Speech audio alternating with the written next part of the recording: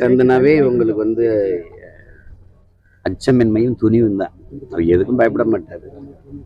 நான் பார்த்து வரைக்கும் நெருக்கமாக பழகிற வாய்ப்பு எனக்கு அவர் நடித்த தவசி படத்தில் நான் தான் உரையாடல் எழுதினேன். அப்போ அதில் அவர் கூட இருந்து பண்ணி செய்கிற படப்பிடிப்பு தலங்களில் மனம் விட்டு பேசுகிற நிறைய வாய்ப்பை நான் பெற்றேன். அதுக்கு முன்னாடி எங்கள் அப்பா மணிவண்ணன் அவங்கெல்லாம் நண்பர்களாக இருந்தபோது, நாங்கள் திரைத்துறையில் இருக்கும்போது நட்பு இருந்தாலும் கூட நெருக்கமான பழக்கம் தான் எங்களுக்கு ஏற்பட்டது. நம்ம பார்க்கும்போது தூரமாக பார்க்கும்போது அவரை மாதிரி நடிக்கிறதுக்கு ஆட்கள் வரலாம், அவர் மாதிரி சண்டை போடக்கூட ஆட்கள் வரலாம்.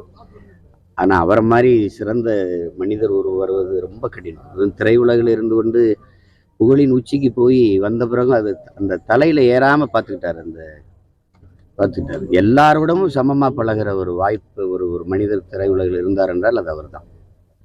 அதனால் அவர் என்ன சொன்னாலும் எல்லாருமே கேட்பாங்க.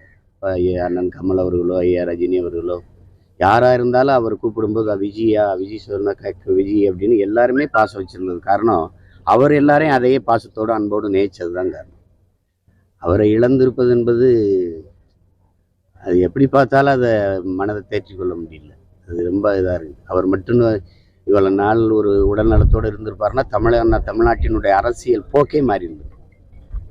மாற்றினவர் தான் ஒரு முதல் தேர்தலே 6 விழுக்காடு தொற்று. அப்போ பாராளுமன்றத்தில் 10.5 விழுக்காடு ஏறி போகிறதுங்கிறது, அதுவும் ஜெயலலிதா, ஐயா கருணாநிதி போன்ற பெரிய தலைவர்கள் இருக்கும்போது அது பெரிய துணிச்சல் வேணும்.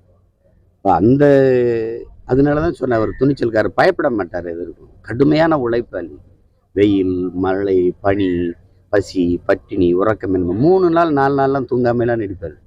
அந்த இதெல்லாம் தமிழ் திரையுலகில் எந்த நடிகருக்கு இருக்காது. அப்படிப்பட்ட ஒரு இளைஞன் அவர்.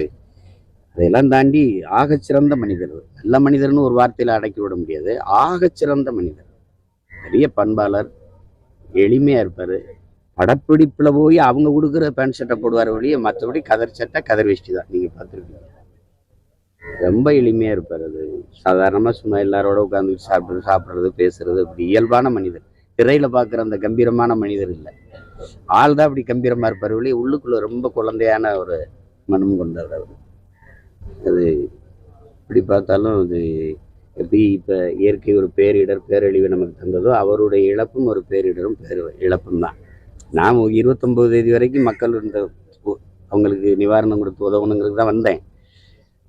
ஆனால் செய்தி எரிஞ்சோன்னா ரொம்ப மனசு இதாக இருந்துச்சு. சரி, உடனே அது எல்லாத்தையும் நிறுத்திட்டு இப்போ 4 மணிக்கு தான் நடக்கும், நம்ம ஓடிடலான்ட்டு கிளம்புறேன்.